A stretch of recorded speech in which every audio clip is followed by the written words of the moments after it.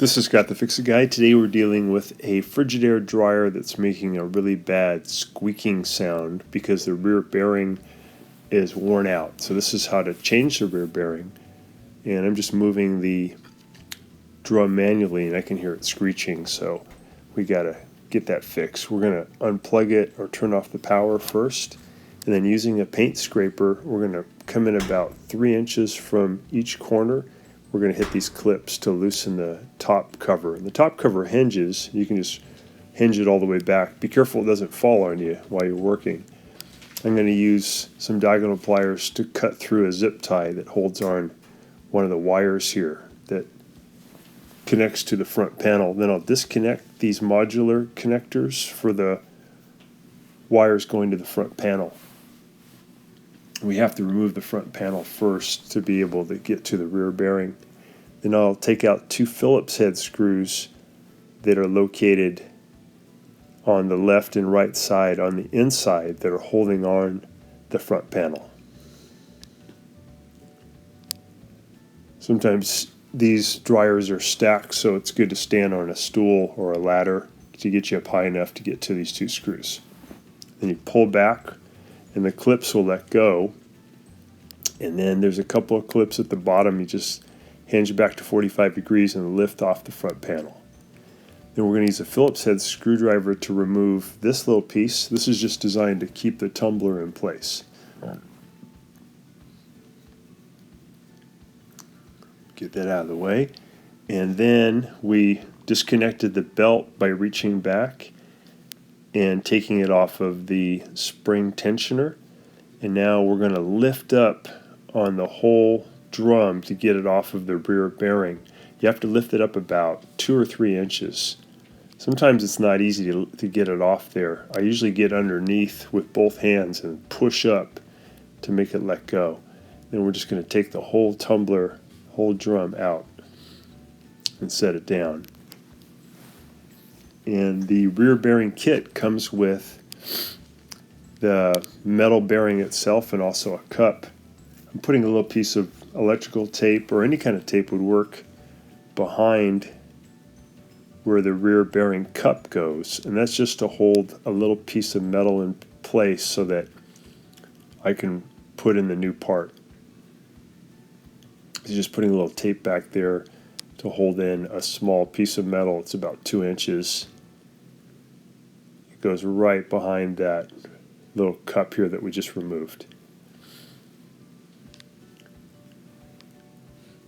And we've got the new cup, and we're adding in the lubricant that comes with the kit. There'll be a little tube of it, and you want to just basically use all the lubricant that's in the tube, and that goes in this little socket that the rear bearing ball goes into, and that stuff wears out over time, so it's good to put in some brand new lubricant.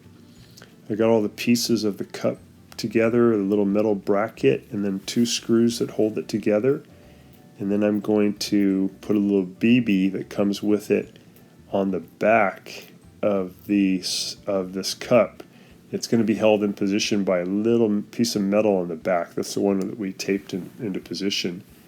And then I'm going to tighten up these 2 screws, and they're feeding into that little piece of metal that's being held in by the tape. If that piece of metal comes off, it's no big deal. You just need to have somebody back there holding that piece of metal while you put in these screws. So tape's a lot easier if you're just working by yourself. And we'll get these screws in there tight. And then while I have it open, I'm using the paintbrush. You could use a vacuum cleaner to get rid of all the dust, especially around the motor. And I'm using a little lubricant on the idler pulley because they can often be squeaky.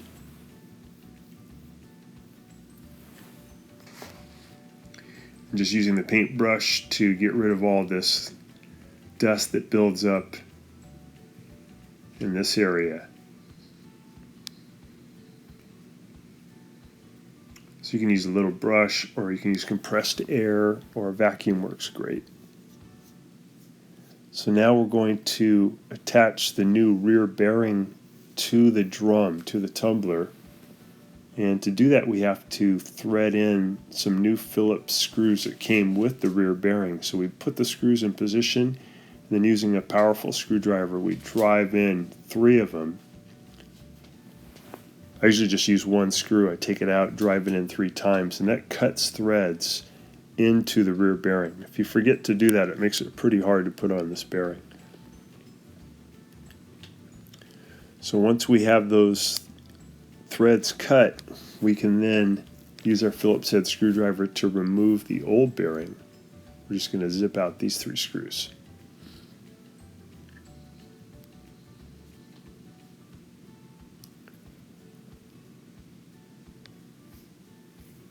And then I grab my new bearing and the new screws that come in the kit. I'm going to put 1 screw in at the 12 o'clock position. There's 3 screws, so I'll put 1 in the very top.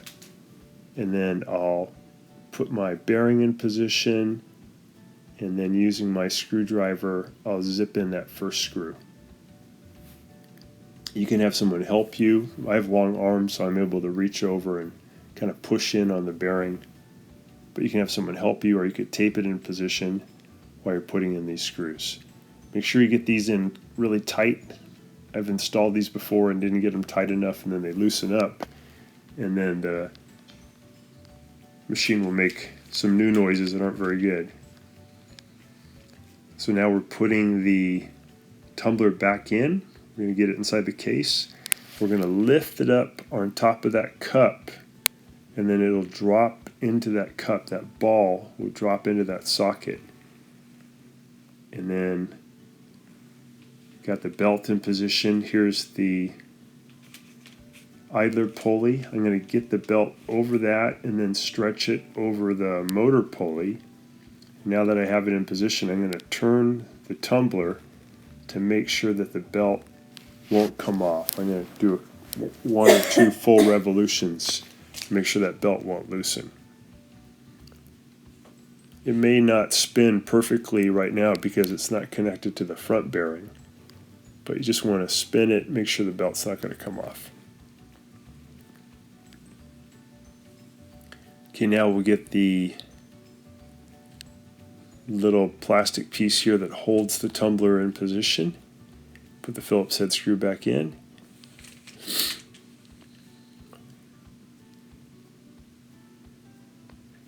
All done. Okay, we're going to put the front panel back on, and we're going to lift up on the tumbler so it can sit on the front bearing. We're going to push these clips in.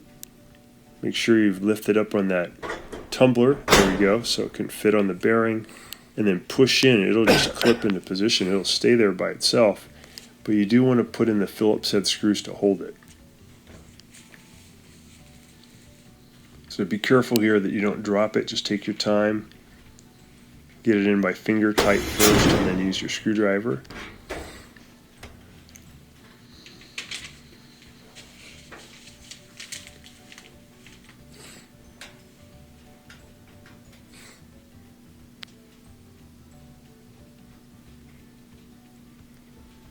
We get that side, and then we're going to connect the wire modular connectors. And then we need to put a new zip tie to hold these wires in position. And once it's all connected, we can close the top and push down till it clicks. And we can plug it back in and then give it a test.